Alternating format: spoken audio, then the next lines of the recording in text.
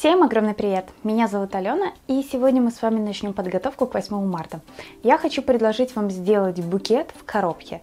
И знаете, коробки это такие элементы букета, которые можно постоянно менять, комбинировать, что-то с ними делать и экспериментировать, что мне очень сильно нравится. Как-то мы с вами делали букет в подобной коробке, но располагали саму крышку под наклоном. Сегодня же я хочу предложить идею сделать букет, как я его вижу, это как будто бы мы дарим цветы в коробке, но цветы у нас не поместились в саму подарочную коробку с бантиком, поэтому они вылазят. И тем самым мы в нашу композицию добавляем такого необычного вида, нестандартного, и уходим немножко от тех традиций, когда привыкли все дарить букеты в бумажных обертках или просто букеты в коробке.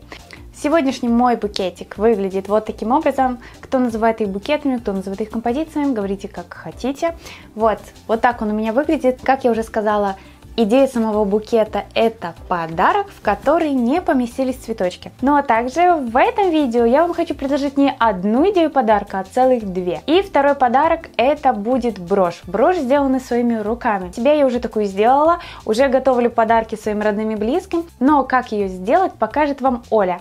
Канал, на котором вы можете найти множество разнообразных брошей. Серьги, которые сделаны из бисера, и серьги-кисточки, которые очень модные до сегодняшнего дня, все их очень любят и постоянно спрашивают, как их сделать. Также на ее канале вы найдете интересные идеи по декору дома, также по пошиву красивых и модных платьев. Ведь согласитесь, пошить платье не всегда легко и просто. Нам очень сложно решиться на такой шаг. Поэтому заходите на канал Оли, смотрите ее подробные мастер-классы, учитесь и творите красоту и подарки своим родным и близким. Все ссылки на ее канал я, как всегда, оставлю в описании к этому видео. Переходите и не забудьте подписаться. А теперь давайте приступать к самому букету. Я подобрала вот такие оттенки бумаги: 17Е5, 579, 562, 17А8 и 17А7. Первый оттенок желтый в итоге я не использовала, но мне очень понравилось их сочетание. И нам понадобится коробка. Смотрите уже такой размер, который вам больше нравится. Хотите огромный букет, покупайте огромную коробку или, как я, совершенно маленькую. Диаметр моей коробки 11 сантиметров. Веревочка мне не понадобится. Ну и, конечно, я хотела найти коробку и возможность сделать ее сама, но на данный момент у меня не было бумаги, которая мне понадобилась бы, без рисунка. Мне кажется, что без рисунка коробка выглядеть будет намного лучше. Также я взяла ленточку в цвет своей коробки, она у меня шириной 2,5 сантиметра. Для самой основы еще мне понадобится пенопласт. Основу по размеру своей коробки. Я ее сделала маловатой, поэтому по краям потом чуть-чуть добавляла.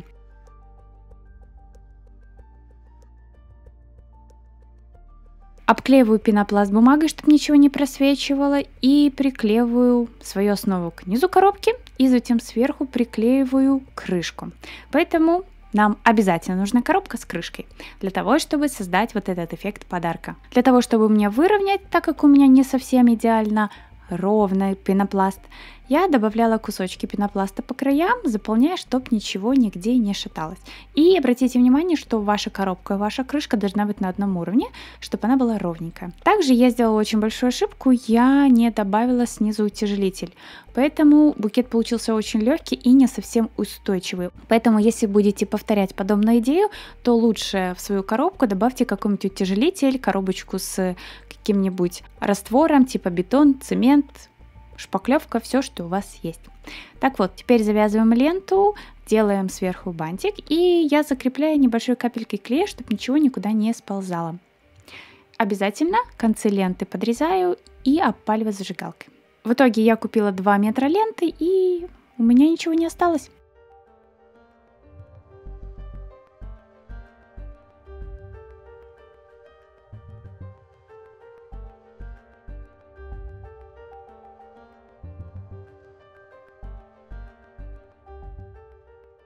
Вот так у меня теперь выглядит сама коробочка. Да, по размерам я так и не сказала. Высота коробочки 12 сантиметров. И расстояние между крышкой и коробкой я сделала 4,5 сантиметра. И по итогу вся композиция составляет 19 сантиметров. Ну и диаметр 1 сантиметров. Вроде бы ничего не забыла.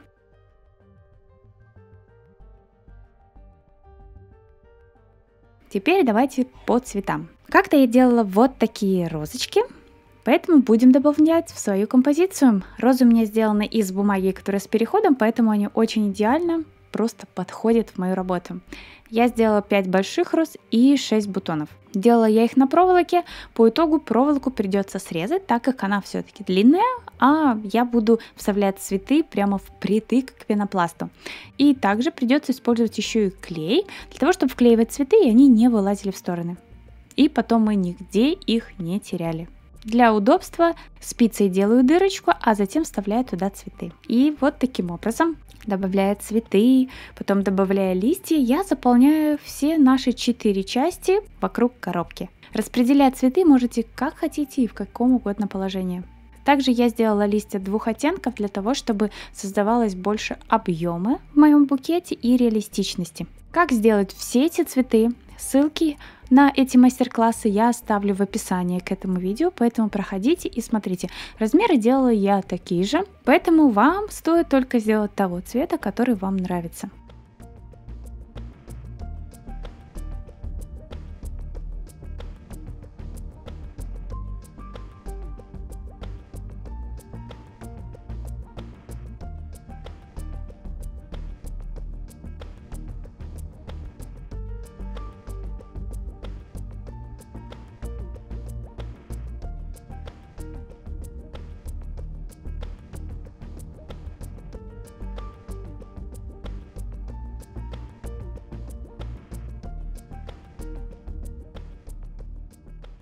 Вот, я сделала еще вот такие цветочки. Они у меня сделаны по принципу создания гортензии, только я брала 3 лепестка. И буду добавлять в свою работу ягодки. Мне кажется, ягодки всегда добавляют изюминку в любой букет. Я буду добавлять покупные ягодки, но можно сделать их и самому. Срезаю всю проволоку, убираю лишнее и начинаю добавлять так называемую гортензию. И добавляю таким образом, чтобы они у меня были в разном месте и разделяли как зеленые листья, так же и розы между собой. И уже между добавляю ягодки. Точно так же вклеиваю их в свой букет, потому что они маленькие и будут выпадать. Там, где необходимо, я также приклеиваю листья. Листья я делала, светло-зеленые листья я делала не на проволоке, а просто. Поэтому, растягивая край, у нас автоматически он начинает выгибаться во все стороны.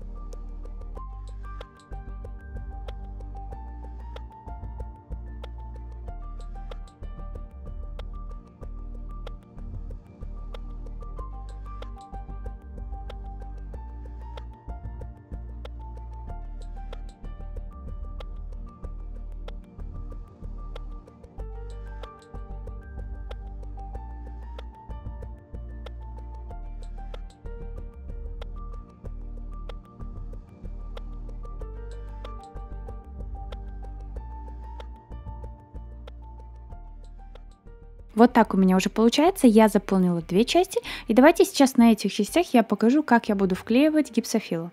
Я разрезаю свою веточку на маленькие части, для того, чтобы она очень сильно не торчала вперед, очень сильно не выбивалась из букета, но тем самым добавляла маленькие акценты и такие светлые пятна, чтобы разбавить и сам цвет листьев, и он не был у нас очень скучным.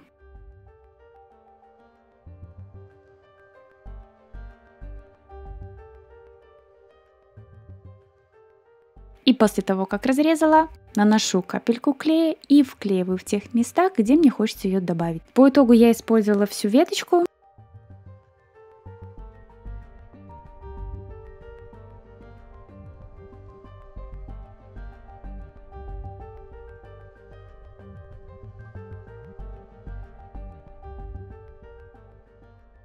Вот так получается, мне кажется, смотрится здорово. Если у вас есть гипсофила, которая вот только-только с магазина, и она не высушенная, мне кажется, будет смотреться еще лучше. По итогу она высохнет в вашей работе и тоже будет выглядеть хорошо.